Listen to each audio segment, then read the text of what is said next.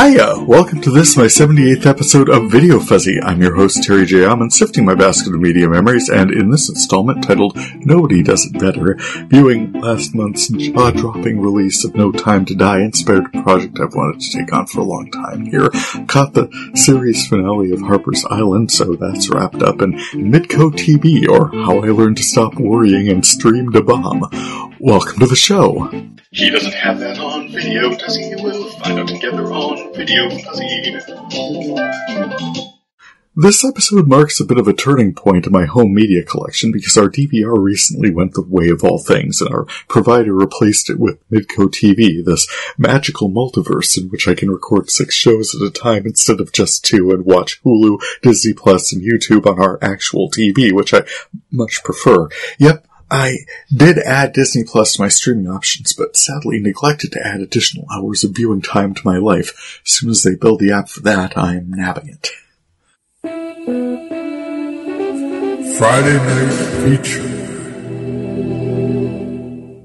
I'd planned on pulling up the pilot episode of Sci-Fi's Warehouse 13 for my Friday Night Feature this time, but the more I got into it, the clearer it became that this one's going to focus on Bond. James Bond. No Time to Die was, as I said up there, jaw-dropping, an all-time high for your eyes only, and nobody does it better. Daniel Craig, yes, you know my name, James Bond 007. I don't usually bother with opening weekends, but never say never again. You only live twice, and the writing's on the wall. I've been chomping at the bit to see No Time to Die since they first planned its release in spring of last year. When I saw it was scheduled to open October 8th, I knew that was the day I was going to be in that audience. I saw it, I loved it, my flabber was thoroughly gasted, I felt everyone did an amazing job, totally go see it.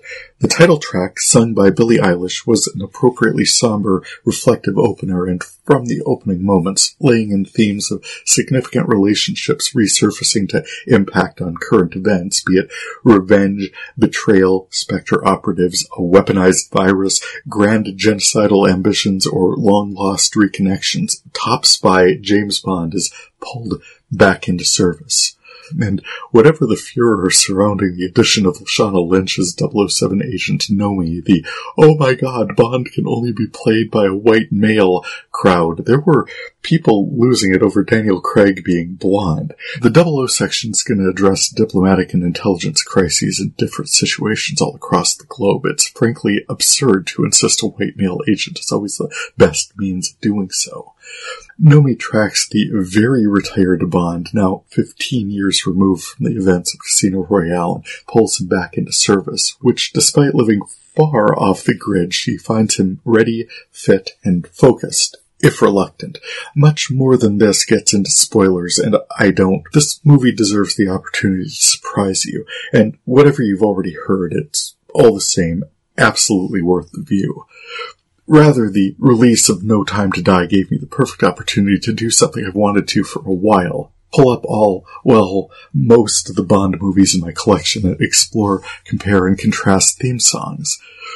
Since a lot of my Bond films are on VHS, I pulled up Sonia, and after a bit of a wake-up, I watched the opening of Dr. No.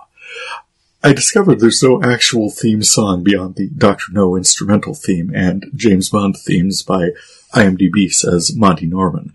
But there was an approach laid in from the earliest sequence. We got surfing guitar riffs, dancing silhouettes, and evocative high-energy graphics 1962 audiences would have associated with high-tech computing. Closest thing to a theme song was the extended calypso arrangement of 3 blind mice, which Norman again, the assassin silhouettes looking a little like the production credit for Rob Thomas Productions. I let it run for quite a while, actually. This project made me want to rewatch all of these. Next up was 1963's From Russia with Love, another with no discernible theme beyond the, by now, standard James Bond gun barrel sequence. They tried projecting title credits on the wall, but all these madly gyrating women keep wiggling around in front of them. I'm pretty sure I remember a Monty Python sketch making mad fun of the ridiculous snog session James is pursuing as the cameras find him in this one, while a nondescript rendering of From Russia with Love burbles along behind them. Moving on, it's 1964, and we've got Shirley Bassey belting out the title song for Goldfinger, backed up by a solid horn section. The song is barely a verse and a chorus, but she's out there selling it like she's got quarterly targets to meet, and by existing, I think it lays in a template for what a James Bond theme song is meant to convey, some dramatic or at least soulful musicality playing over graphic imagery celebrating, most generally, the female form. This one projects the credits in white on black, while film images are projected in golden hues over a sometimes provocatively posed female figure. Side note, this one stars Honor Blackman as Pussy Galore. Blackman was among the first to be paired alongside John Steed on The Avengers for a couple of seasons, airing between 1962 and 1964. She passed early last year at the age of 94, with more than 100 IMDb film credits between 1947 and 2015. Next is 1965's Thunderball, where they finally updated, apparently, Sean Connery's stunt double's Yowza gun barrel sequence for something more controlled. They made up for it a bit in the That ain't no woman, it's a man. Fight sequence between James and Quagmire's comically indestructible father. The jetpack getaway made him a hopelessly unmissable target, but it's fun that they went for it. A blast of fire hose from the getaway car gets us into our theme music. I remembered Shirley Bassey's theme, Thunderball by Tom Jones. I did not, really, beyond the title word. It's got some fantastic energy and unlikely key modulations, women swimming all over the place, opening onto a truly gross portrayal of pre-hashtag #MeToo behavior versus a jaw-dropping lack of professionalism on the part of the medical examiner. But I'd put them up against staff relations at Spectre any old day. I quite intentionally skipped Peter Sellers et al.'s take on the character and Herb Alpert and Tijuana Brass's performance of Casino Royale in 1967 as being hopelessly extra-canonical in favor of that same year's You Only Live Twice, with fire elements, molten lava, and graphics of Asian inspiration. Some of the women involved have faces, those not in silhouette, and a lot more reserved, a lot less wiggling around and dancing, along with an adult contemporary title song performance by Nancy Sinatra. Screenplay by Roald Dahl, that was interesting. The song, written by John Barry, is contemplative, a little repetitive maybe, and the mix is off, but it carries. I liked it. I wasn't sure I'd ever actually seen 1969's On Her Majesty's Secret Service, so I took the opportunity to do so. First, the opener. I feel like George Lazenby's Bond is way too easily snuck up upon on a seemingly deserted beach. I did like how he glibly acknowledged not being Connery. The trippy, cheap-looking instrumental opening credits added hourglass and clock motifs in favor of more commercial lyrical entries, though Louis Armstrong's We've Got All the Time in the World joins the Bond verse in this one, and Diana Rigg adds another high-profile Avenger alum credit as well. The storyline is all over the place. Bond falling in love with Diana Rigg as Tracy, the daughter of shady underworld figure Draco. He then learns regenerated Spectre head Ernst Blofeld in his mountaintop lair and spa needs a nerdy genealogist to confirm his peerage, so Bond plans to go in his place. We hear Bond's family motto, Orbis non sufficit, the world is not enough, in his briefing with the nerdy genealogist. Once there, while betting some of the women there who are taking the cure, he learns of Blofeld's evil mind control plot to destroy agriculture all over the world. And in all of this after-hours running about, he is discovered to be not a nerdy genealogist and is locked unmonitored in an easily escapable situation and, ta-da, escapes and meets up so coincidentally with Tracy. They are pursued endlessly by Blofeld's henchmen. So many chase sequences, during all of which he proposes to and later marries Tracy. This ends not well, and a subsequent film finds Bond visiting her headstone. The first Bond released in my lifetime, Diamonds Are Forever, premiered in 1971, and along with Sean Connery also brings back Shirley Bassey to belt out the somewhat meandering title track featuring our old friends the Dancing Silhouettes decked out in all their bedazzled splendor. Per Wikipedia, Ye sampled it for his track Diamonds from Sierra Leone in 2005, and of course Marilyn long ago proclaimed them a girl's best friend in 1953's Gentlemen Prefer Blondes. Live and Let Die from 1973 always struck me as a little self-referential, like the singer is complaining a little bit about having to come up with a song for this movie. And an article quoted in the Wikipoodle entry bears that out. Songwriter Paul McCartney, then of Wings, quoted as saying, "It was a job of work for me in a way, because writing a song around a title like that's not the easiest thing going." The song, co-written, it should be said, by Paul's wife, Linda, is touted as the first rock song opening for a Bond film. It opens quiet and soulful, depth-charged the twist-of phrase lyrics, live and let die, then has this sort of endless bridge to it that felt kind of like Helter Skelter. The fire and pyrotechnic motif contrasts with the more usual aquatic setting, and the usual collection of dancing women accompanied the lyrics, and as with You Only Live Twice, more often featuring their faces, and given the story setting, appropriately a more diverse gathering than past, more anonymous silhouettes. We're also introduced in this one to Roger Moore's Bond, and we get a look at his beautifully appointed home. I also twigged M complaining to Bond about the watch he got from Q. Bond demonstrates it's a powerful electromagnet, which seems to be in order, but now I wonder why M is complaining on behalf of the British taxpayer. It's his division, after all. If he wants to send agents into the field with the Swiss Army knife and put them up with the Howard Johnsons, that's sort of up to him. 1974 gave us The Man with the Golden Gun, another one I couldn't place ever hearing the theme song. It was a campy romp celebration of the hitman villain of the piece, sung by Lulu and harkening back to a 60s-era spy thriller, a post-Avenger-style high-concept cold open, two champion assassins pitted against one another in a trippy funhouse carnival shoot-'em-up orchestrated by Hervé Villechaize as Nick Nack. Fun seeing him again. This one I noticed something's off with Moore's gun barrel sequence, like he's turning and crouching, the shot ringing out before he can even aim properly, but no matter. Connery's take, well, the second take for Connery's entries was cleaner. I couldn't place the theme for 1977's The Spy Who Loved Me either, mostly because it was something else. That one was Carly Simon's pop hit Nobody Does It Better, featuring actually a lot more Bond among the silhouette sequence, and wow, these were some seriously playful silhouettes, swinging around on gun barrels while Bond bounces and flips on a trampoline. Fun to watch. Moonraker is interesting because it featured a space shuttle, the Moonraker, on the back of a 747 in 1979, a couple of years before the program officially launched, as it were, and, of course, decades post Fleming's novel, released in 1955. Shirley Bassey was tapped a third time for this fairly low-energy entry. Wikipoodle suggested they'd wanted her for Live and Let Die, and I admit to some curiosity as to what that would have sounded like, but the McCartneys stipulated performance rights. So this was her third entry, sung over largely depersonalized zero-gravity silhouettes, flying around a post-high-flying cold open adventure, dropping one-time Stromberg henchman Jaws through a circus tent sans parachute. The James Bond theme for the 1981 entry For Your Eyes Only seemed to be a little cowbell forward, but it did get a funky upgrade as James escorted an unnamed Blofeld from the roof. I feel like every person in MI6 would have appreciated an opportunity to interview him, but oh well.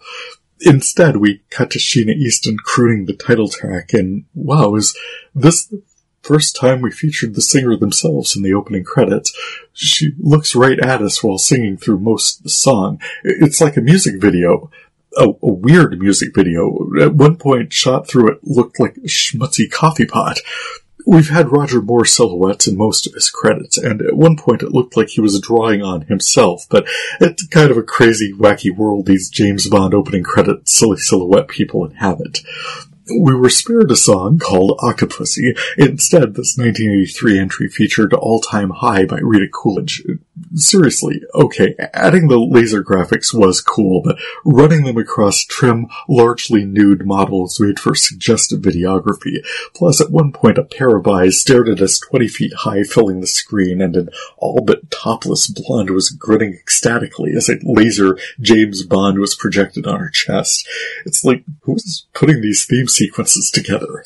And completely the other direction, the other 1983 entry, the Never Say Never Again, featured a more seasoned Sean Connery as James Bond. Little dog, Indiana. It's a Warner Brothers release with a murky rights history, title track sung by Lanny Hall and played over jungle scenes into a training exercise, so quite a lot less juvenile than past entries, but this prosaic approach and the absence of gun barrel sequence only added to the ersatz, not quite canon feel of the piece. In 1985, Roger Moore got us back to the regular production in View to a Kill, and hey, James Bond on skis, and wow, the green screens, closing on a tryst in a submarine. Duran Duran's title track was fantastic energy, fire and ice elementals, and they tried something new this time, practical makeup effects to produce the neon day-glow silhouettes, figures defined by face paint, mascara, nail polish, and they had several neon guns and flowing ribbons. The ski motif followed into this one really well, and as this is a title sequence, I noticed this installment featured Avengers legend Patrick McNee, and oh wow, Grace friggin' Jones. Side note, this was in fact the first Bond I saw in theaters, and I think I've only missed one or two since. The Living Daylights in 1987 brought with it a brand new Bond. Timothy Dalton's opening gun barrel sequence is similarly weird to Moore's, but M's apparent surprise at opening a hatch at high altitude would ruffle the papers on his desk makes me question his credentials. Timothy Dalton, Lord Rassilon himself, loses some colleagues in a training exercise and has a high-energy chase heading into his opening theme, The Living Daylights by Aha. We're back to aquatic elementals, silhouettes and image projections, action-y sequences with Bond saving the girl. Closing on the dreamy blonde dancing in a glass of champagne was a nice touch. I loved the energy of this song, but no one else did. It made the top 5 in Britain and charted all over the world, but I can't find any indication that Billboard's ever heard of the thing. Oh, and 17-year-old me thought that zip-closed tactical tuxedo was the hype top spy gear. 1989 gave us License to Kill, an absolutely fantastic song I do not remember at all by Gladys Knight. This one charted in the Billboard Top 20 for Adult Contemporary and Top 100 for R&B hip-hop. The imagery is the usual dancing women and silhouette nonsense, but adds a couple of themes that we revisit later, casino themes and photography, diluting the primacy of the male gaze. Oh, see, Benicio del Toro was part of this production. Cool, he was like 22 when this came out. I myself was 25 when Pierce Brosnan stepped into the role, more than a decade after I thought he should, when I first saw him in Remington Steele. This installment marked the longest wait thus far between Bond releases since Dr. No opened in 1962, 6 years from 1989 to when GoldenEye was released in 1995. Brosnan's gun barrel sequence was on point. I bought his Bond immediately. Physical, charming, fearless, fantastic situational awareness. As introductions go, Pierce's cold open was amazing into what I think was probably part of the reason that this did take so long. With the fall of the Berlin Wall and the collapse of the USSR, they needed to rethink this relic of a Cold War era. Brosnan was a transitional Bond indeed. Starting here, he answered to a woman, Judi Dench, signing on as M, and we're still a film or two away from Doug Llewellyn handing off Q Division to John Cleese, the palate cleanser we needed before Ben Whishaw. Oh, and I was once talking about theme songs. GoldenEye was sung by Tina Turner, who herself was enjoying a moment with the recent release of her biopic, What's Love Got to Do with It? The imagery over the theme song was Cold War iconoclasm, no silhouettes at all, women with sledgehammers smashing Soviet statues. Though, I've got to say it, some absolutely bizarre imagery, gun barrels emerging from women's mouths, women with faces on either side of their head. I mean, it's less depersonalization, I guess, though, so yay? We didn't have to wait nearly so long for the next ones. Brosnan's 1997 follow-up was Tomorrow Never Dies, with the deceptively languid theme song by Sheryl Crow. This installment had some resonance for me because of its journalism themes. Images this time drew from technology, the digital universe we find ourselves in, the silhouettes composed mostly of circuitry, and a dramatic dive into a sea of information. Brilliant, high-concept presentation. Oh, and the people involved in these. DVDs. I saw the last one had Famke Janssen. This one featured, I have mentioned this elsewhere, thought Colin Salmon would make a spectacular Bond. He appeared in both Tomorrow Never Dies and The World's Not Enough, 1999 installment, a theme song by Garbage, and the last Bond in my collection on VHS. Watching them for this, the medium itself is actually kind of noisy. Here goes. The World Is Not Enough is an outstanding Bond theme, and even more amazing music video, which they included on the tape ahead of the feature. Lead singer Shirley Manson goes on to play a Terminator in the Sarah Connor Chronicles. Here plays a weaponized android, programmed to perform a concert and then blow it up. High energy, high drama, straight line between this and Sam Smith's Writing on the Wall in Spectre, I thought. Theme song imagery was more conventional for the actual production, though a triumph of computer animation. Liquid metal and oil spills coating and thereby revealing dancing female forms in provocative poses, women sinking beneath and emerging from oceans of molten CGI, transparent luminescence perched on generated representations of globes. It's easily one of my favorite opening sequences. Moving into my DVD collection, first I want to say I'm so happy to have all these VHS copies I've gotten. Thanks again to my friend Jay Jameson for the gift of these wonderful stories. Brosnan's final bow in 2002's Die Another Day is perhaps the only installment I've missed on the big screen since I was 15 years old. Madonna's sparse electronica rendition wasn't livened by the music video she did, and it mirrored the perfunctory installment that this film represented. The lyrics, "I'm going to avoid the cliché," is played actually over silhouetted women dancing while on fire. I think you meant to sing, "I'm going to embrace all of the clichés." I will say that this was the most practical opening sequence of all of them, showing the ordeals the captured spy underwent while silhouettes danced in fire and ice, waterboarding, scorpions, beatings, Madonna singing. It was a good representation of the 14 months he was experiencing in a North Korean prison as credits rolled. Now we enter probably my favorite set of Bonds, the Daniel Craig years. 5 absolutely fantastic productions, and the opening sequences brilliantly set the tone for the shows we're about to watch. Apart from Never Say Never, which had its own issues, 2006 Casino Royale is the first opening credit sequence in 50 years of Bond films with nary a cartoon boob in evidence. The only woman featured was Vesper Lynd, and then only her face. And in all reality, you don't need the opening sequence of an action spy thriller to be softcore pornography. The playing card and roulette wheel motifs were, well, Mad Men came out the following year, and the animation style was similarly evocative. Chris Cornell's You Know My Name was fantastic energy for the scene. Great song, and seriously, gone too soon, man. So glad this moment happened for you. One cool thing about this is it follows on confirmation of Bond's 00 status, so we really follow this agent's career from the very beginning, fittingly the title in which Ian Fleming introduced the character. Quantum of Solace came out in 2008 and paired Jack White with Alicia Keys' rock and soul collaboration in Another Way to Die. Here's where they put all the female silhouettes they borrowed from the Casino Royale opener. Spinning zoetrope extravaganza in, what the hell, guys, is this the opening sequence for Dune? It looks like some sci-fi. I think someone heard the word quantum and thought ballistic physics, so when there aren't female figures in dramatic poses, we're watching a bullet advance by nanoseconds through sand. Kevin Costner made quicker progress with the Zapruder film. Visually, there's plenty going on because we're watching it from multiple angles, but it's still kind of drab.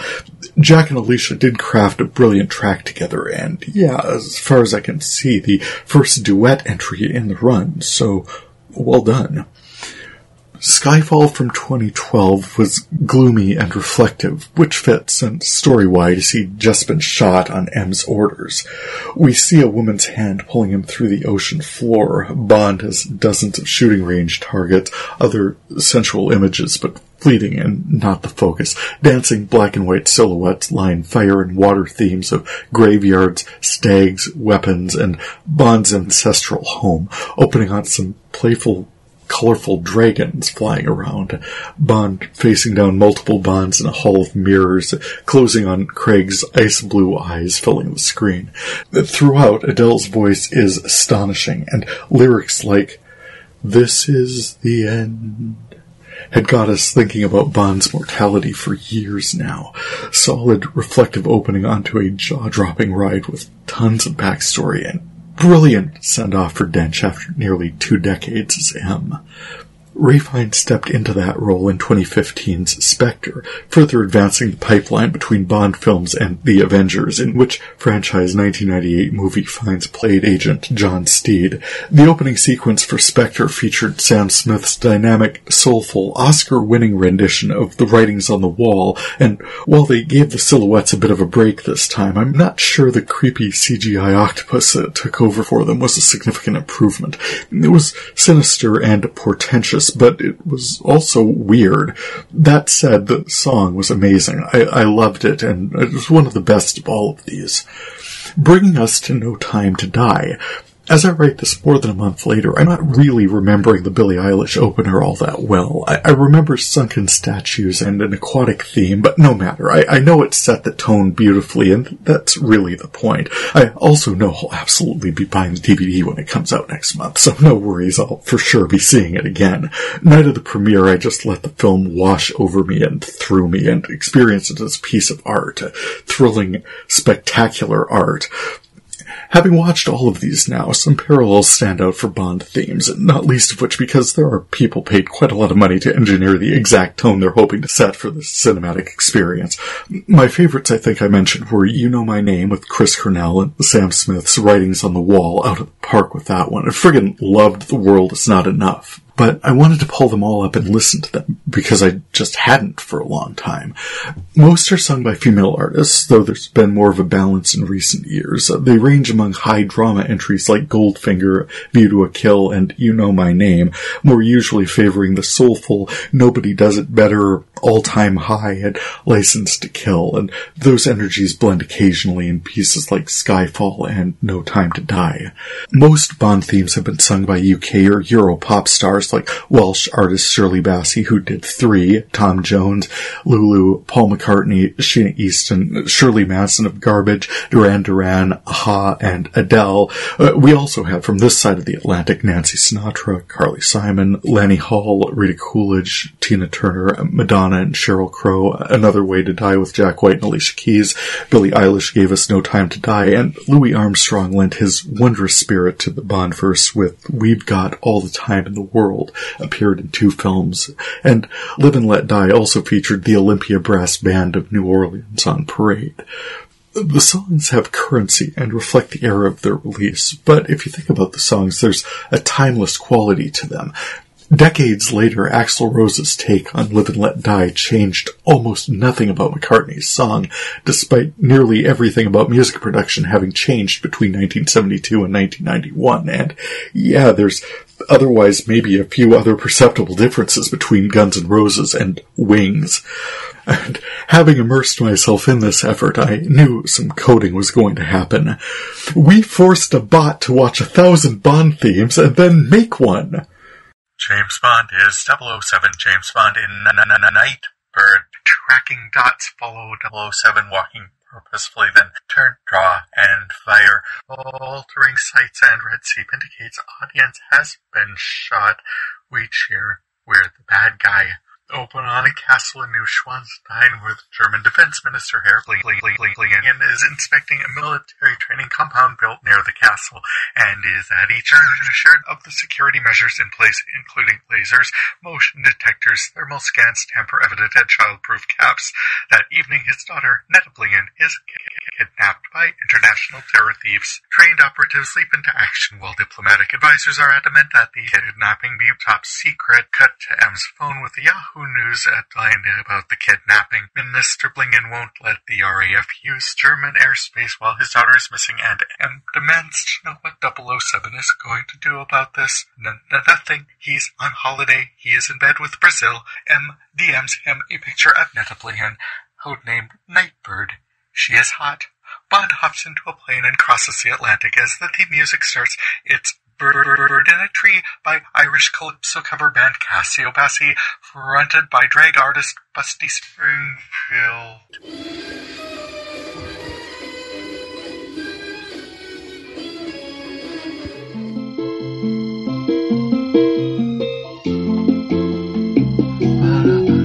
I'm a bird in a tree.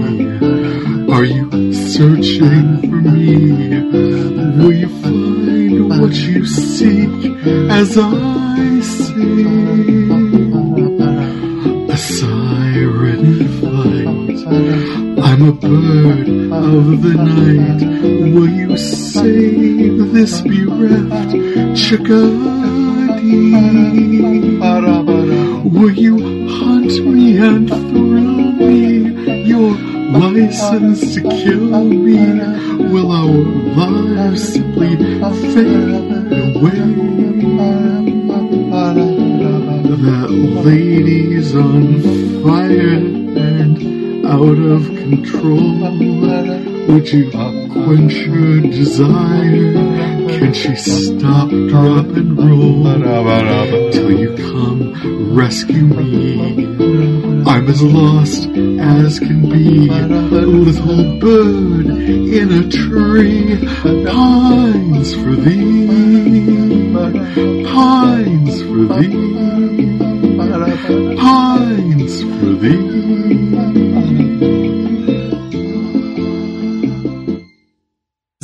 Oh, these bots, what they come up with.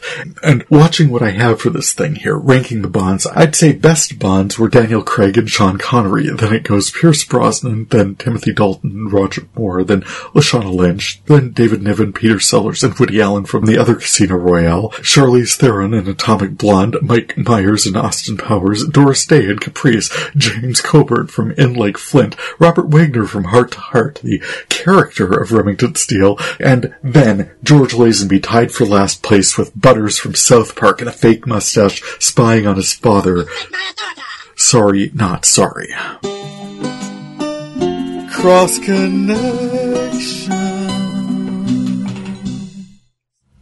There's so many connections to Bond films throughout my collection. I've mentioned the appearances of Avenger alums through the Bond films. It's only fair to highlight an old-school Bond crossover event in the 1998 Avengers movie in which past Bond, Sean Connery, played villain of the piece Sir August de Winter opposite future M. Ray Fiennes as John Steed.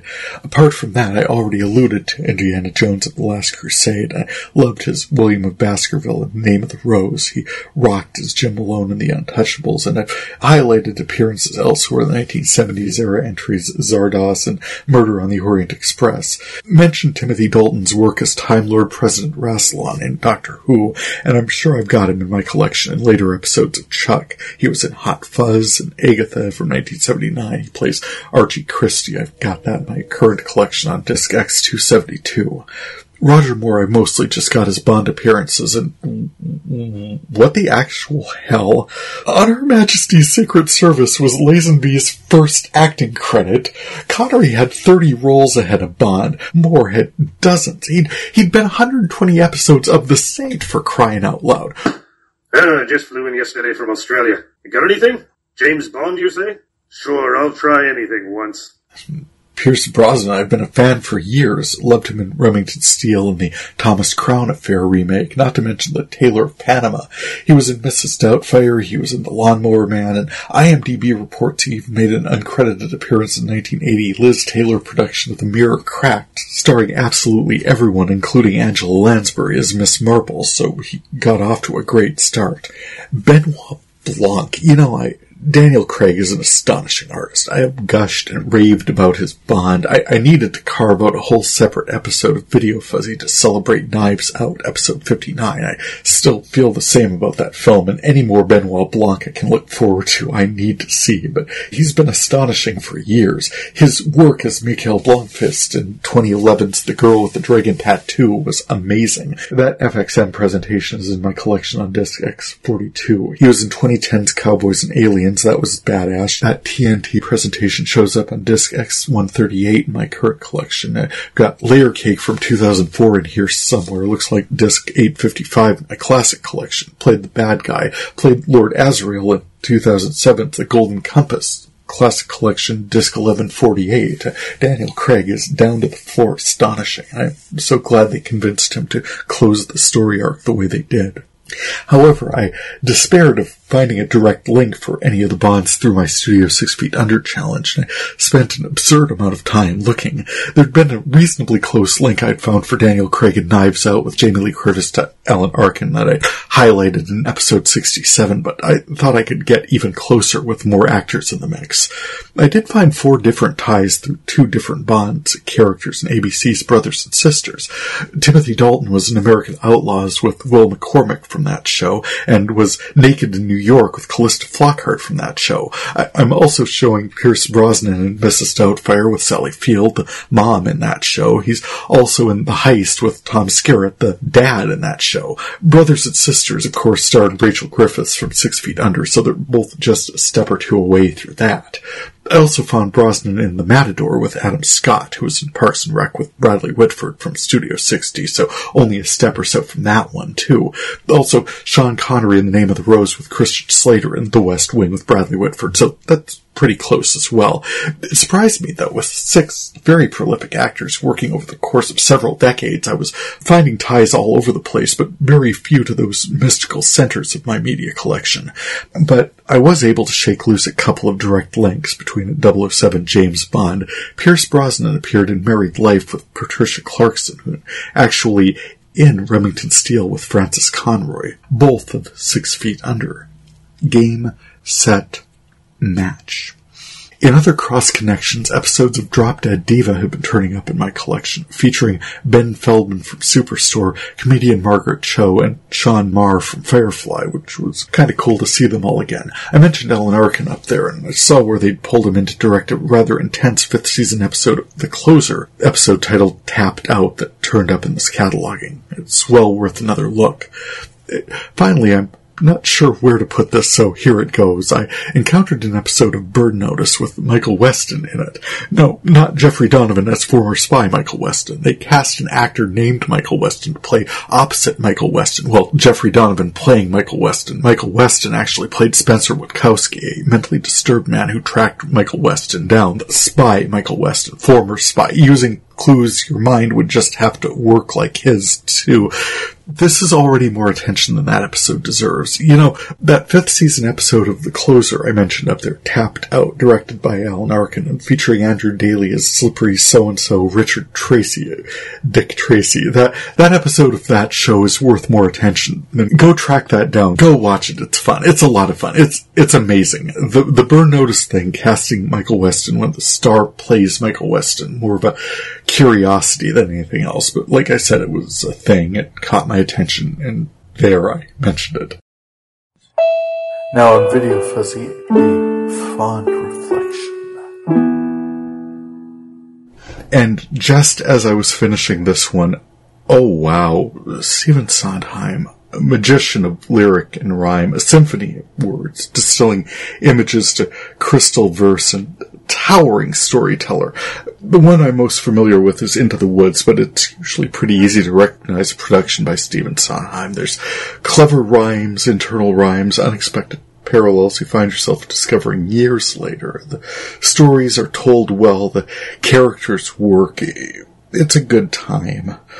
I saw Tim Burton's 2007 production of Sweeney Todd, Demon Barber of Fleet Street, and Theater with Friends, and Into the Woods a few different times on PBS American Playhouse with Bernadette Peters playing the witch, and in Grand Forks, a 4-hour drive for us on stage at my alma mater in 2014. We took in the movie that year as well, and I since added that DVD to my collection. Collection-wise, I know I've got a funny thing happen on the way to the forum in here somewhere that's just not turned up yet. I archived where Turner Classic Movies aired a 1982 stage production of Sweeney Todd featuring a pre-Jessica Fletcher Angela Lansbury to my current collection, and a promotional access Cinemax airing the Tim Burton movie from 2007 to my current collection, and a Turner Classic Movies presentation of West Side Story from 1961 in my current collection as well. Into the Woods song, No One Is Alone, took a while to speak to me, but it has gotten me through some things. Putting this together, I pulled up Mandy Patinkin's performance of Finishing the Hat from 2011 from Sundays in the Park with George on YouTube, which explores the trap and separation of genius and creation. A light has gone out, but his life has illuminated this world in ways we'll not recapture, and we must be inspired in the wake of his creations to create. Find the story, find its poetry, breathe its life, find the truth and live it. Rest ever in peace. Diving into my classic collection. On disc 1203 in my classic VHS-to-DVD collection, I encountered the series finale of Harper's Island, which I went into some detail on the show so far in episode 76 with the promise of following up when that ending turned up. Well, clearly quite a lot happens in episodes 10, 11, and 12 that would certainly be worth pulling up and watching at some future point. But in episode 13, Henry Dunn, that's the groom, comes clean about all the murders. He had some help. Turns out serial killer from 7 years ago, John Wakefield, is not only still alive, he's been hiding out on the island under investigation this whole time by the ever-so-suspicious and motivated Sheriff Mills, whose wife, Sarah, her murderer, John Wakefield, slept with at some point a couple decades back. She had a son, Henry, who she gave up for adoption to a local family with whom she stayed close, and he was friends with Abby, who, as we learn, as she learns, is his half-sister. Henry had a brief encounter with Wakefield 7 years ago, the day of the murders. Wakefield tracked Henry down a year later and told him that he, Henry, was his son. As Sheriff Mills tracked Wakefield-style killings in the region, Henry confessed he was the one doing them, driven by rage and abandonment. Henry said he staged the wedding as a means of getting Abby back to the island. Turns out all the Wellington family drama and infidelity was just a bunch of red herrings. Henry would have been hard-pressed to commit all the murders we saw on his own. He was kept pretty busy with wedding stuff and, oh yeah, being one super overscheduled person in this situation, it'd be nearly impossible to get the necessary alone time to commit and cover up a bunch of murders of people with cameras and cell phones. But yeah, along with former sheriff's deputy and burn victim Cole setting occasionally lethal booby traps all over the island, Henry's somehow still alive and heretofore undiscovered biological father John Wakefield was able to help him out with some of them, including Sheriff Mills. Henry did plenty, however. He killed his bride, Trish, and groomsman Sully on camera. He claimed to have killed officiant Reverend Fane and father and stepmother of the bride, Richard and Catherine. The mysterious suitcase full of cash was Uncle Marty's, who'd planned to invest in Malcolm's craft beer project. Henry left that cash for Malcolm to find so as to mess with his head before killing him too, suggesting that Henry killed Hunter as well. What a busy bee. Toward the end, there was clearly some miscommunication about who all Henry, that's the groom, had been planning to cut from the guest list. As Abby ran from the church, Wakefield was gunning for her high school crush, Jimmy. But Henry had planned for Jimmy to take the fall for this whole thing and told Wakefield to stop. Then Wakefield went after Abby, and it's like, dude, did we not talk about this? Henry kills his father, John Wakefield, to save her. As he tells Abby, he'd never kill her. He loves her. Kill romantique! I'm hearing bells! And now they can be together always. Dude, she's your family reunions, am I right? Abby's like, Shaw, escapes Henry, runs into a cabin and finds where Henry had left Jimmy tied up. Turns out Henry was threatening to kill Abby to get Jimmy to sign a confession. Abby passed him a key and he escaped. Henry chased Abby to a cliff overlooking the shore. She said he destroyed everything she loved. Henry said, "It's okay, you've got me," and Abby yells, "I don't want you." Then Jimmy tackles Henry from just out of shot and they fall to the stony shore below. Abby runs down and checks on Jimmy, then puts a boating sword through Henry, who says he loves her, and then dies. Abby and Jimmy share a passionate kiss on the way back to the mainland, rescued by the Coast Guard. Closes on video from Trish declaring her love for Henry and all their friends congratulating them. Sully, Danny, Malcolm, Booth, Chloe, Cal, Abby, and finally Henry declaring his love for Trish. So, well, place to start. Sheriff Mills has a 7-year obsession with Wakefield, is convinced he's still alive, and Wakefield is anywhere on the island. Feels like he'd have found him by year 2 or 3 or 5, but okay. Between Henry still living there and excited to learn about this connection he's got, then this plan they work out where the psycho dockhand will marry the real estate tycoon's daughter as a means to get Abby to the island. Then all of these side murders, like, oh, I killed Uncle Marty to mess with Malcolm. How nutty! Wakefield must have killed Lucy. Someone killed Hunter and Booth. And what the hell was up with someone killing Kelly? And for Christ's sakes, Cousin Ben, what the hell was that? Oh, hey, before we even leave port, does this chloroform smell funny to you?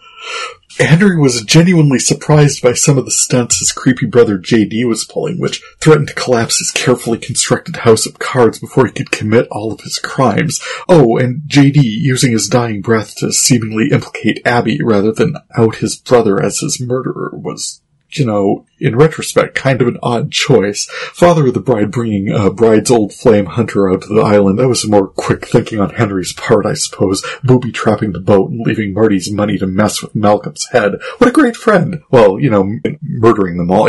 God, the acting on Henry, am I right? Literally balls-deep commitment to this fake wedding, just for this impossibly elaborate ruse to lure Abby back and ultimately kill his father. I mean, oh wow, this is... You know, as I was watching it, I had this idea for a series of Then There Were None style murders that take place like a set of dominoes or the cold open heists in the Dark Knight, where everyone has a perfectly good motive to kill one other person, but they have to happen in exactly the right order, and somehow no one knows about all the other murders or murderers. It strains credulity, but it couldn't possibly be less plausible than this production. At least Abby and Jimmy and Shay and Madison managed to escape in the end. I just wish I could say as much for us viewers. In other finds, the set turned up a documentary I archived disc 1216 called American Herro by independent filmmaker and documentarian Kirk Ruse. The project looks at Herro Mustafa, a Minot resident who worked with George W. Bush's State Department. I tracked down what I had said about it at the time I was commenting on the show for my TV column in Minot and felt it was worth sharing some of that here. TV is the new reading deep dive. First and foremost, I enjoyed the tie-ins between Minot and world events. I enjoyed the cozy conversation among family and friends. I liked the American story of hard work and perseverance, leading to the life lived by foreign relations worker Herro Mustafa, the subject of Kirk Ruse's documentary American Herro. Herro is a woman who grew up in the Midwest, a child of immigrants fleeing a difficult life both in Iraq and Iran. Zion Lutheran Church sponsored them as refugees in the United States in 1976 when they moved to Minot, where Herro grew up.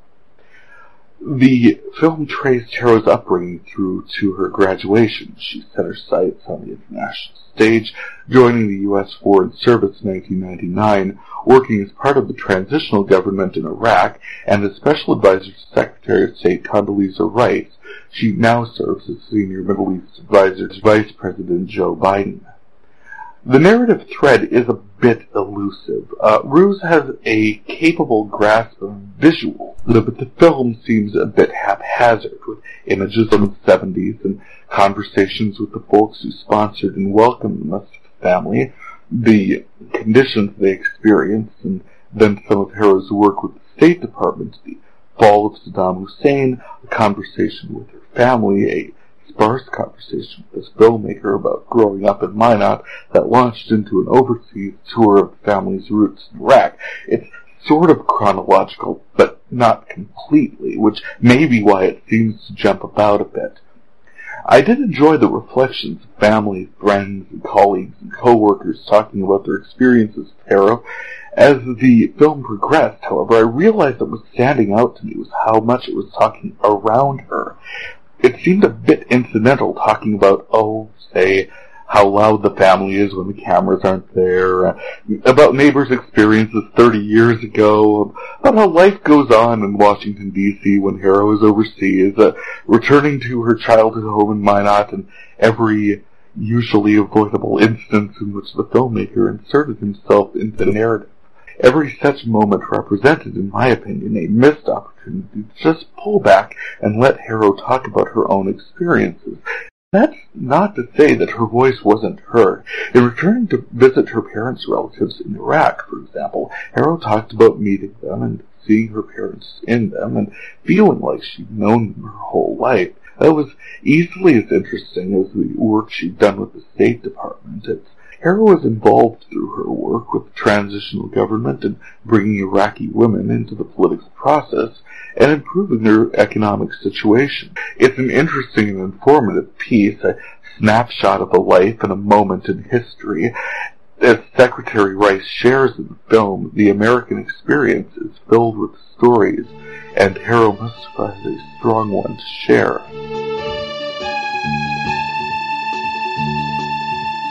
Thank you, Terry. Finally, this occurred to me as I was cataloging Disc 1206, but shows like medium knockoff The Listener, or specifically Merlin, sword and sorcery teen drama, CGI monsters, why did I bother? Just Anthony Stewart Head? John Hurt, the War Doctor, was the voice of the dragon, but wow, that's just not enough, you know? The monk in this one, a remedy to cure all ills, Julian Rhin-Tut, brings in Keen Eddie, ties to Colin Salmon and Bond, as well as Mark Valley from Boston Legal and Fringe, also the Poirot series, so this cast gets us Poirot, Buffy, and Doctor Who from a few different entry points, actually. Tony Head, John Hurt, and Richard Wilson, the Gaius character, and a couple of higher-profile Eccleston outings. That's a pretty significant intersection of talented cast members. Add in Eve Miles' appearance with John Hurt, and Merlin shows up with Peter Capaldi in a 5-episode Torchwood Children of Earth mini-run, and that's still further recommendation. But really, what a low-rent production to find them all in. NBC did a way better job with Ian McShane and Kings, and that sword and cell phone soundstage theatrical cutout after barely half a season. Both The Listener and Merlin got 5 seasons. I guess cheap helps with longevity. Oh, Bettini, you had something? Inconceivable! I tend to agree. I mentioned Eve Miles in the Torchwood Children of Earth miniseries. That turned up on discs 1217 through 1221. An alien invasion force demands Earth surrender 10% of all children or they'll destroy the planet. Either outcome distressing. Beginning of Torchwood Children of Earth, Day 5, Miles as Torchwood agent Gwen Cooper wonders why the doctor didn't show up. Well, he was too busy being one of the government officials handing 10% of the world's children off to the aliens, including his own. Peter Capaldi played John Frobisher, one of the UK government officials involved in coming up with a plan to hand off the kids. The ministry forced him to include his daughters among the kids targeted for death. The doc at the end of the reboot series season 4 was David Tennant. He'd just defeated Davros, restored order to the entire universe, and bid farewell to his companion Donna Noble, who'd also had a run-in with it pre-Dr. Capaldi and Fires of Pompeii, so he was on a time-space walkabout having a think. One through line was they played Oud Song during John Frobisher's murder-suicide, killing his family so they wouldn't be abducted. Which is a pity since Torchwood did destroy the aliens, but that's hardly a foreseeable outcome. The ministry officials plotting to hand off children for alien appeasement were exposed and presumably arrested, and again, that conclusion was hardly foregone. And if the doc was unavailable, it was good to see Jack and the crew back in action, saving the world. Oh, and for anything else, it was mostly just odds and ends at this point. On disc 1209, I found a throwaway joke in a 2002 rock and roll summer camp episode of The Simpsons, How I Spent My Summer Vacation, that suggested singer Lenny Kravitz stuffs his crotch, which in 2015, a very public onstage wardrobe malfunction suggests he hardly needs to.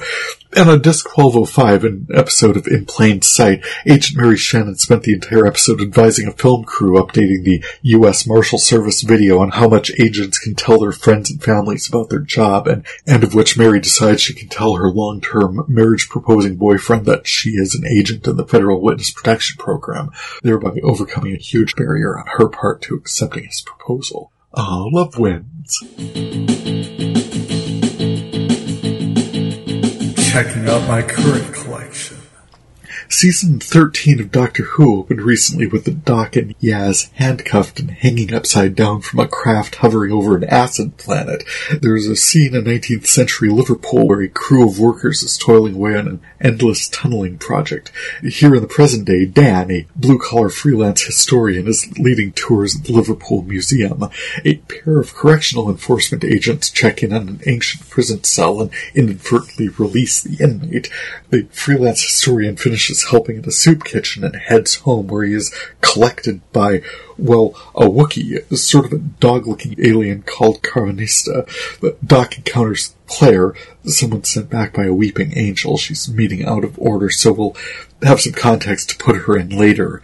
And the escaped fugitive inmate picks up his sister from the Arctic Circle as the Wookiee fleet head to Earth to each pick up one human. It's not an invasion force, it's a rescue mission, but it still feels like abduction. And don't forget a couple of chuffed Sontarans hanging out a few trillion light years that way, and this guy on Outpost Rose who had a front row seat to what good boy Carvanista calls the flux, a spreading dissolution through the universe and the foundations of reality itself. Couple of recording issues in transitioning to the new Midco TV system, but since they went to the trouble of crafting a series arc for this one, I tracked down Chapter 2 on Amazon. It's also apparently available through AMC Plus, but not through the website. Weird. It'll load, you'll get the title card, and reminder, turn off your ad blocker even. Then, nope, show does not load. So, $2 to Jeff Bezos later, I'm watching Dan from Liverpool and Yaz fade like the photo in Back to the Future, and Doc says it's the intersection of flux and vortex energy. Dan fades from where the TARDIS dropped them. It turns out to be the Crimean War, back to Liverpool, now under Sontaran occupation, and Yaz fades away and turns up at a temple on a planet called Time, where two powerfully destructive forces, brother and sister Swarm and Azure, freed from their prisons in Chapter 1, are wreaking havoc, vaporizing quantum-blocked Mora, temple officiants who look quite a lot like the Soothsayer sisterhood we've seen elsewhere, but they're usually a little more talkative and a little less vanishy. Doc stays put in the Crimean War, mainly because the TARDIS won't let her in. She learns that the Sontarans are using camouflage shielding, and this timeline they've been here for quite a lot of Terran history, establishing themselves across Asia, where generally Russia would be. She breaks into the Sontaran Central Command and communicates effortlessly and instantaneously across space and time with Dan, who has done the same thing, but in 2021 and in Liverpool.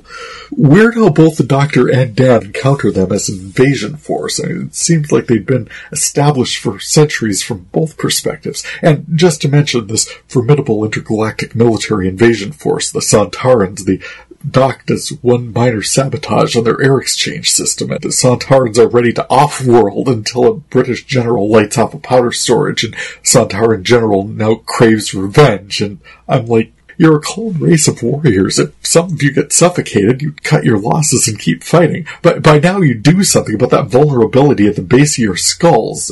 By now you do something with that vulnerability at the base of your skulls as well. I mean, you're armored for toffee. It's like, oh, a Sontaran hit it in the back of the head, and they wouldn't, do something about that. Doc figures the Flux is responsible for the Sontarans taking over a continent in 19th century Earth. Dan, for his part, is rescued once again by his dog, who the show calls Carvanista, but who I'm calling Doggo Ex Machina, and that's where I'll leave it for now.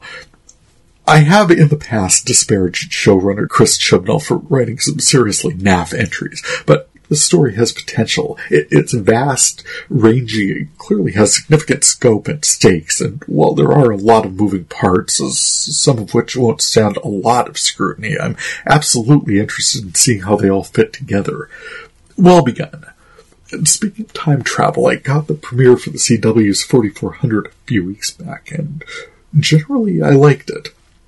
We start with Shanice, a young mom and lawyer heading back for her first day of work from maternity leave, said goodbye to her newborn and husband, then, in very quick succession, car trouble, a flash of green light, and then, bam, she finds herself dropped from a great height along with 4,399 others in a park 16 years later.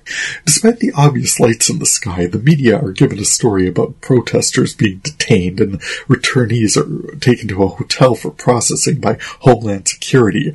The agents involved are more than usually interested. One, Jerome Mateo, had a brother go missing in similar circumstances, but he can't find him among the returnees. Another took the opportunity to work with her girlfriend, and at least one of the cops is mainly interested in mistreating the returnees, and we'll come back to him.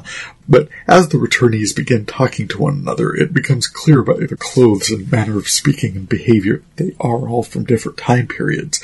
Shanice escapes with the help of a telekinetic teen who makes a run for it, but new people are living in her home now and they're calling the police on her. So she goes to stay with an old and now older friend till she can track down her husband and daughter. When she tries, the agents track her down and take her back to the hotel, but not before hubby Logan unloads on her for walking out on them.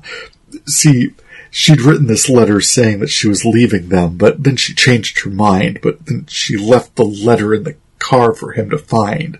No, she doesn't have a better explanation for that. It feels like someone would have noticed her pulled from her car by a green light in the middle of morning commute. A driverless car in the middle of the street might have guided some inquiries as well, no?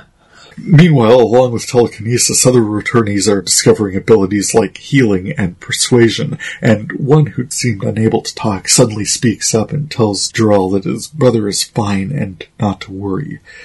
There are, unfortunately, many issues with this pilot episode. The police see the returnees falling from the sky, but still treat them like criminals. One young, white punk officer way more than the others. I mean, not only is this an extraordinarily diverse cast, but all of the bad guys are white folks. Well, one young African-American woman who's clearly not been missing for very long is pretty self-involved. But for actual villainy, the officer slamming the piano shut on the woman of color from probably the 1920s is pretty much inhuman.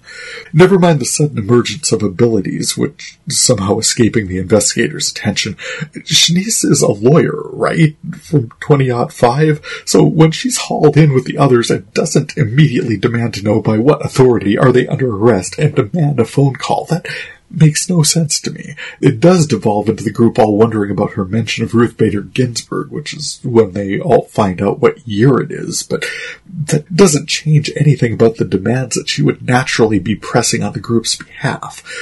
And when she escapes, she's on the bus with people on smartphones and goes to visit her old aunt or something. Shanice is surprised there aren't phone books, but I'd be surprised the aunt or something didn't at least have a television or a calendar. I mean, despite all the evidence surrounding her, Shanice never really accepts that she has time jumped until she sees her teenage daughter and obviously aged husband. Yes, Shanice, for you it has been the blink of an eye, but for everyone else it so obviously has not, and you're smart enough to have picked that up from other people at the hotel, or from license tags, or when your old aunt or something let you stay the night. You didn't talk about anything at all, and Logan had many ways to know that she did not walk out on them. All of her clothes were there, no credit card or bank statement activity. She left the car you found the letter in, for Christ's sakes. Much more likely she'd been yanked from her car in nefarious circumstances, but just the fact that a lawyer would write the letter in the first place and then just leave it lying around to be found, I mean, the abandonment story is just weak. Boo. The characters are fine. The diversity is fine. I kind of love shows like this in Lovecraft Country that make sci-fi tropes a little fresher when seen from different perspectives.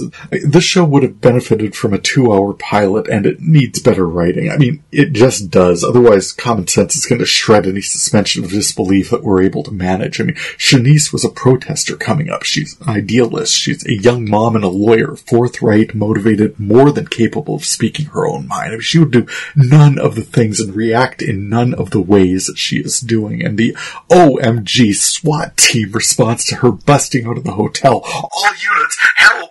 Requesting immediate assistance. A woman from 20-5 is on the loose.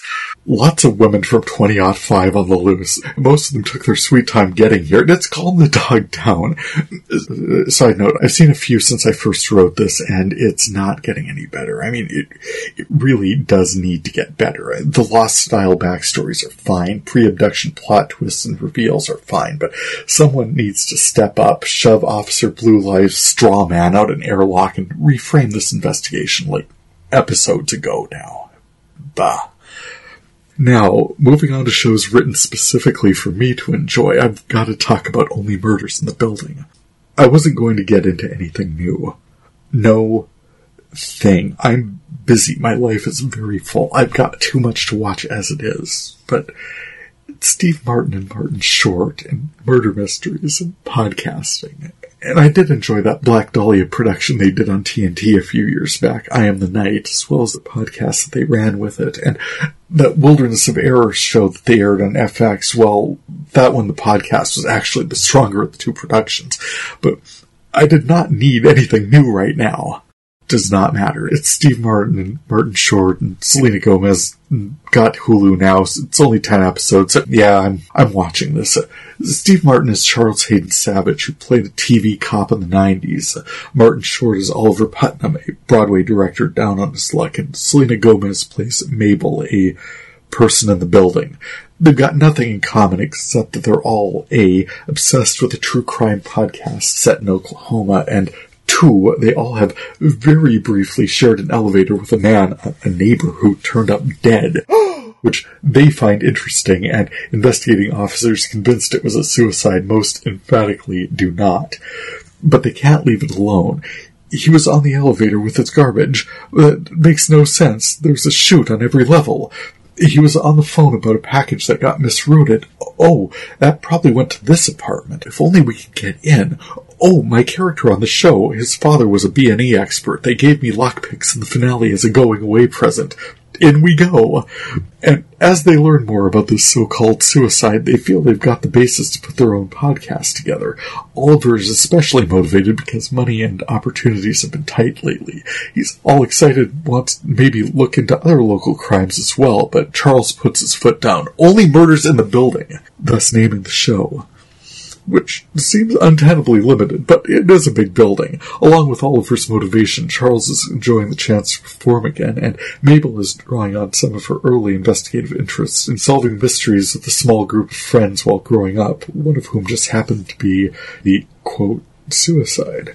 Yes, I was late to this. I told you why, but yes, I very much enjoyed season 1, and I especially love that I can watch streaming stuff directly on our TV now. I followed along in a couple of fan casts, Only Murders in the Building, the unofficial fan cast with podcast hosting service Libsyn Podcaster Relations beat Rob Walsh and his son, which critiqued the show with a focus on the podcasting side.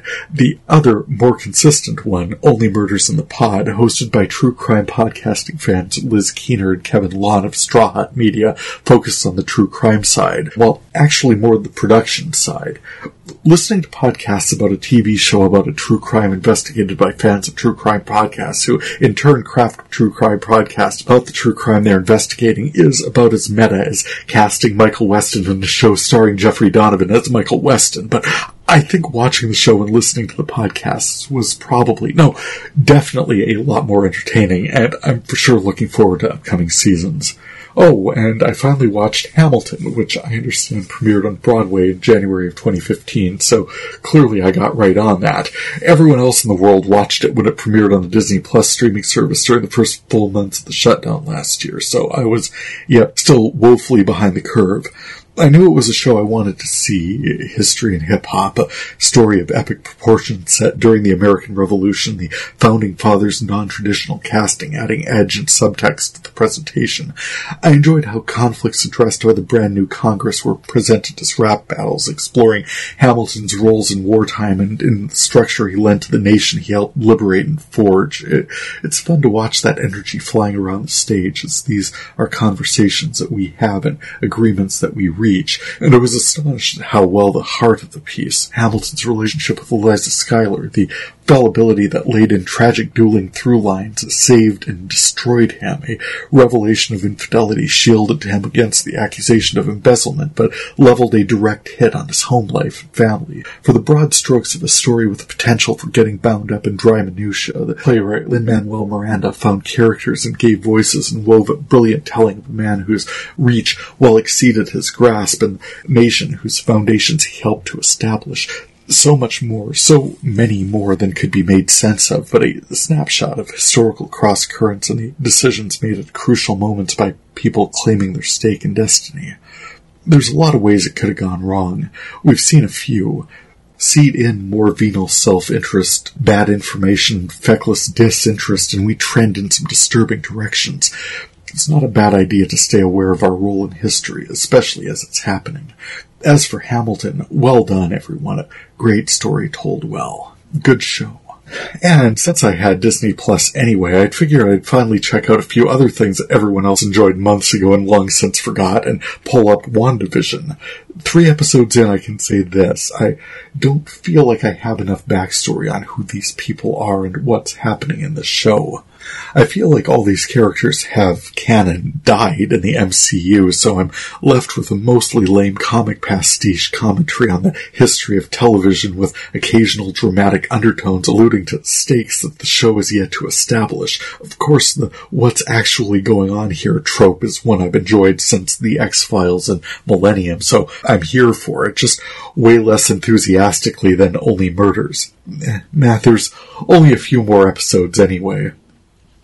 I finished up American Horror Story double feature, the zombie/vampire piece, with a bloodlust fueling creativity, and I'm certain there's a valid metaphor in there somewhere. The second half, aliens goosing human technology since the 1950s so as to create the conditions necessary to establish a new homeworld. Well, also not new, but I enjoyed the retcon. Turning to some musical additions in my collection, a few weeks ago now I encountered a relatively recent documentary on Reels discussing the addition of Adam Lambert as frontman for Queen post the death of Freddie Mercury. Well, no one could accuse them of rushing into anything, but it was good to hear about some of the conversations that were going on at the time, and the fact is that Freddie was a light, but Queen was a collective talent, and the others felt there was more to do. Bringing him on as a new frontman, not as a replacement, but as a new expression, made a lot of sense, and I enjoyed the energy and the work they included in the, I forgot to say, it was a 2019 documentary called The Show Must Go On, the Queen and Adam Lambert story. I was happy to find that. I know I've got Missy Elliott's music video for Work It in my classic collection somewhere, but while I've always been interested, I've never gone to the trouble of reversing the backmasking on that song. So when it came up in the Music Choice free music channel, I saved it, pulled it into my sound editor, and reversed it, which it turns out I have heard it. She just sings the lyric, I put my thing down, flip it, and reverse it, but backwards. Gasps in backwards. That was all simply a distraction from the rest of this delightfully naughty song, the other parts of which I had no trouble understanding. Oh, but with this version I was able to keep her spoken word passage at the end, which was fascinating. I'm not sure I'd ever heard that before. Speaking of the free music channel, I mentioned once most of my access to new music was radio airplay. We had the Y2K channel going, and a Britney Spears song came up from 2008 that I'm pretty sure that I'd never heard before. First, congratulations to Ms. Spears on her emancipation. I'm wishing her nothing but well moving forward. As for the song, Unpacking, Britney Spears' track off her 2008 Circus release, titled with a Boolean determinant, the letter U, a present tense verb form, and a woman's name. If you seek Amy. The official music video for this piece opens with a news report suggesting that there is an obscenity to be heard in this title. And to be fair, you really don't need for your imagination to run amok to hear it, but I will say it caught me by surprise. If you seek Amy. Seriously, write the movie. It would translate to an excellent follow-up on Donna's Desperately Seeking Susan, if it weren't quite so naughty. In the video, we've got Buffy. Seriously, Brittany looked for all the world like when Faith took over Buffy's body in a 4th season Buffy the Vampire Slayer at a house party where the festivities are well underway. Lots of sexually compelling 20-somethings and provocative groupings. The story of the video is Brittany is looking for Amy, but keeps getting pulled into suggestive dance groupings until she steps out of her suburban home wearing the height of conservative respectability, her perfect husband and children in tow, the daughter dressed like Brittany and Baby One More Time to a throng of cameras and mics. The story of the movie would be some online missed connection following a mystery, perhaps an abduction, seeking Amy at the club. What was she wearing? What did she look like? She had something of mine. She told me she was going to meet me, but I can't see her in this crowd. Oh, this Amy person, how intractably elusive and interesting she is. Oh wait, you're just making a naughty joke. All of the boys and all of the girls are dying to if you seek Amy. Ha ha he he ha ha ho. But along with all that, there's a sparse atmospheric passage. Oh, say what you want about me, but can't you see what I see? So tell me if you see her, 'cause I've been waiting here forever. What stands out to me is, per Google, it apparently took 4 people to write this multi-layered song. Well, at least double Aunt Audrey, but apart from Karens dropping their margs and clutching their pearls in horror when they hear their littles singing along, that's just a bonus. The song itself is quite danceable, a lot of fun, and I was glad to finally hear it. Holding with the music theme for a moment, I found Late Show music director John Batiste's concert at Austin City Limits. I enjoyed his life and his energy, but there was a message he gave at the end I wanted to quote verbatim, and here it is. You're here for a reason, so don't stop. Don't stop believing, 'cause you know that our time is coming up. Soak up the day and dance the night away with all you've got, and don't stop. Transitioning then into Beethoven's Moonlight Sonata, hushed and haunted. You don't need me saying it, but this man's voice and heart and talent are astonishing. Track this down, let your soul out play for an hour. It's a good time. In closing my music notes, I've commented before on my troubles with reintegrating lost songs into my iTunes collection. I'm currently tracking through to find which titles are no longer available due to having been purchased using a machine now long since died, using an email long since defunct, using a password long since forgotten. Well, while tracing these missing songs, I discovered a song by Ghost in my collection that I haven't heard in quite a long time called Square Hammer, which I see was released in 2016 but could have been released in 1986 for a tour with Queensryche. The song pairs relatively straightforward metal chord progressions with satisfyingly evocative lyrics. The overall effect is theatrical and chilling, epic even. I'm just not hearing lyrics like, "You call on me for powers clandestine," from a lot of bands. I fell into a bit of a hole tracking their other videos. Dance Macabre stands out, and there's some good covers as well. Well worth checking out if you get a chance. Turning from music to something more commercial, I've seen some fun commercials lately. Hey, when they go to some trouble and joy. I really love the DirecTV live streaming commercial where a couple is switching back and forth between Serena Williams and a tennis match and a mall scene from the Wonder Woman movie until Serena Williams finds herself fused into the movie wearing the Wonder Woman kit, battling a roving tennis ball launcher. There's even a few frames of a Stan Lee-style cameo despite it being the wrong franchise and him being dead. Also, the progressive Becoming Your Parents series of commercials with Bill Glass as Dr. Rick, who leads group therapy sessions in the big box hardware store, one-on-one home consultations, and one I saw most recently, a group session attending a game in the stadium, but this entire group wanted to focus on the parking lot situation. One of the fun parts of watching these is I confess to hearing my dad's voice in a lot of day-to-day situations that come up at work or while shopping or seeking some underlying logic. Yeah, anything that goes DEFCON Midwestern 3 or higher, I'll hear that calm, reasonable voice and generally wouldn't seek to stop it with therapy.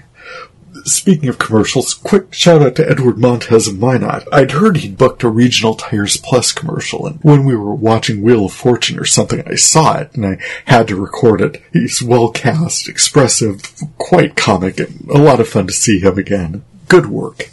I mentioned Reels ran the Queen documentary. They also had a wonderfully in-depth exploration of comedian and producer Lucille Ball, tracking her career from movies through the golden age of television. Not too long ago, IFC ran the 1982 Three's Company special featuring Lucille Ball as a guest host. I've sort of archived that, but I'm not finding it. I know I watched it, and I've been a little sad to see how much she'd unraveled by that time, but in all reality, she'd forgotten more about comedy and showmanship at that point in her life than most will ever know, and the documentary highlighted that perfectly.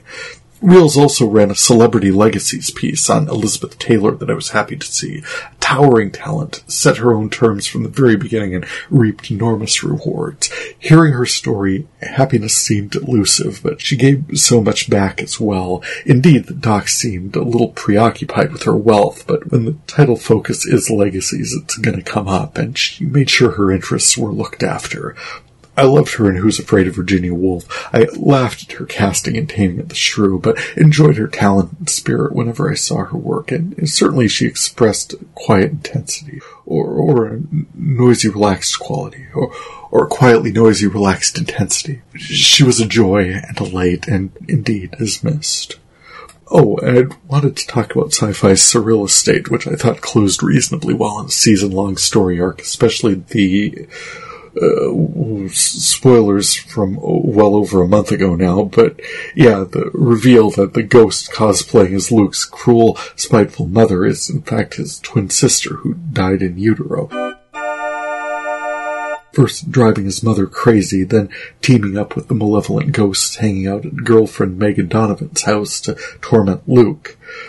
The team learned that the seal that they'd placed over the unmarketed Hellmouth feature in the wine cellar was only keeping the escaped ghosts out, and if the team cracked it open, the ghosts would be sucked back into hell, taking his sister with them.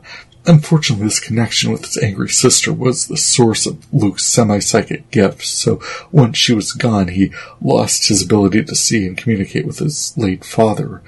Before she left, however, his sister gave him some news. Their long-banished mother may still be alive. Like I said, it's better writing than a lot of what you get in sci-fi, and I'm really hoping it gets a second season. I ran into a surprising ABC production called Queens, centered on Nasty Bitches, a hip-hop girl group from the late 90s, thrust back into the spotlight when their hit song is sampled by Little Muffin, a young hip-hop artist modeled along the lines of Cardi B Minaj Lovato. Marketing fires up into full gear to rediscover this group 2 decades moved on from the limelight. There's Eve as Brianna, Nasty Bitch's frontwoman Professor Sex, now a mom struggling to deal with raising 5 kids, and the discovery that her cancer patient husband's been cheating on her with his students. There's Nashuri Naughton as Jill DeThrill, who has built a life for herself in the church, but is still coming to terms with her identity as a lesbian. Nadine Velasquez plays Valeria Butter Pecan, who was fired from her morning show spot. Showrunners discovered that she'd drugged one of the hosts, who subsequently had a meltdown on air. And driving their comeback is Brandy Norwood as DJ turned folk artist Naomi Explicit Lyrics, together with Taylor Saley as their old producer E-Rock Jones, whose love triangle with a couple of bandmates caused the group's force majeure breakup a couple decades back. They meet Pepe Sanuga as Lauren, Little Muffin as she's called, and she's excited to work with them. These ladies who could be her mom, and she kind of needs someone looking out for her because ahead of the big reunion concert, she's OD'd in her rental. They get her to the hospital and bond over having saved her life. They have the big concert moment and realize that they want to do this. They've missed this excitement, this energy, and want to make a tour out of this moment. There's a lot going on with the women and their backstories, and I think there's some good potential, but so far I've only seen the pilot episode, so likely I have more to say once I get a chance to see some more.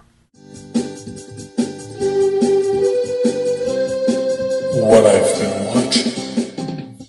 I got over to the Dakota Stage Limited for their production of 5 years later and caught the one with Jacqueline DeGraff opposite Chase Angermeyer. He had a soaring voice, hers shone with passion, and of necessity hers carried an edge of anger and sadness, opening with "Still Hurting," while his was brimming with all the thrilling excitement of discovery and a new relationship. The conceit of the production is a young couple, Jamie and Kathy, both in their very early 20s, are starting out their young lives with each other, building a relationship together, getting married, and embarking upon their careers. He is a novelist, she is an actress. Oh, and it's very much a musical. It's all but an opera, really. Whereas he tells the story of their lives together chronologically, from the excitement of that first date, falling in love, meeting the parents, and so forth. Her timeline runs backwards from the end of the relationship, beginning with the breakup and focus on separation, pain, and betrayal. They share a brief moment in the midpoint of the production at the point of his proposal to her. Even their shared scene is ever so slightly time-shifted. It's also probably the point in the storytelling of their peak commitment to each other. Then his songs become tinged with regret, envy, and restlessness, and we begin to hear in Kathy's songs the woman that he'd fallen in love with. So, as the play continues, from his perspective, he becomes an increasingly more philandering jerk, and she becomes an increasingly captivating character, and you realize her dimming throughout her past performance was mostly shade from his wandering eye, and, well, by the end of the show, I wanted to punch the guy, so that's a pretty good performance. I don't love that Catherine has to tell her story backwards. It's a little annoying that Jamie gets to tell his story in order. Her timeline seems less trustworthy because we don't have a great window on what all she's reacting to. If she seems petty or jealous, we're missing a lot of underlying tension, which, as we get more and more context, he's been a rotten partner and she's earned every demand that she's making. Can a play be structurally sexist? It feels like it's demanding a lot more of Catherine without giving her the information she needs to respond thoughtfully, and us the context necessary to keep us from seeing her as selfish and demanding. That's the play, however, and the playwright, Jason Robert Brown, trying something and probably succeeding. These actors overcame structural difficulties to perform with heart, humor, and truth, finding meaning inside the back-to-front arrangement of the piece. And before I finally bring this monster to a close, a favor. One really cool thing I was able to do, I mentioned with our new Midco TV setup, was I was able to access my YouTube channel on our TV. So with just a few clicks on the new tiny remote, I was watching my VideoFuzzy, the video entry for A Mighty Wind, on our TV. I could have clicked all the things on our old DVR. I would never have had access to that. Weird thing, though. At Facebook's invitation, I added VideoFuzzy's RSS feed to my VideoFuzzy page on Facebook, and it apparently worked. And once I found out where the availability had been added, I was able to listen to an episode through the site. Is anyone else able to? I'm not talking about the links I post on the main page when I release new episodes, but the podcast itself. You should be able to call up and choose to listen to any episode of this podcast through the Facebook page for VideoFuzzy. I know you can only access podcasts on Facebook through mobile devices at the moment, so the feature doesn't even show up on the PC, but if anyone, not me, who would care to pull up my VideoFuzzy Facebook page and search for it, let me know if you're able to find it. This episode will be the first I posted since adding the RSS feed, and I'm interested in seeing, or at least hearing about, what it looks like for people who aren't actually managing the page. Thanks in advance, and please let me know what you find. And with that, thank you so much for checking into my video cataloging project. Quick shout out to John, Mitch, Danger Snake, Allen for his help with this, and Randy, Netabling, Morley for her help as Bond Girl in my video. I did put my 007th installment of VideoFuzzy the video together with my Friday night feature for this one. That link is all over. You can check out my catalog listing along with audio links at videofuzzy.blogspot.com, and for past episodes, add, subscribe, or follow VideoFuzzy everywhere you get your podcasts. Feedback is always appreciated. You can contact me through my blog or podcast sites via email or through my VideoFuzzy page on Facebook, or you can follow me at TJ VideoFuzzy on Twitter. For VideoFuzzy, I'm Terry J. Aman. Happy viewing! It might be amazing, it might just be scuzzy. We'll find out together on VideoFuzzy. Well, that was lovely. That isn't quite how I would. I'd like to speak to your manager. Feedback. P.S. Quick closing observation. This one has probably been the most involved installment yet in terms of production values, what with pulling up and watching a bunch of Bond films on VHS, writing a song, compiling the clips for it, animating and voicing a bot, and of course editing and releasing the video and podcast. So, hey, 4 years into this media nostalgia cast, if you've enjoyed any of this at all, I'd so appreciate a rating or review on Apple Podcasts. Share this episode or tell a friend. 78 episodes in, I'd say you pretty much know what you're getting with me. So if you know anyone you think would enjoy that, let them know. And thanks. Mask up, backs up, stay safe, and all the absolute best to you and yours heading into this holiday season.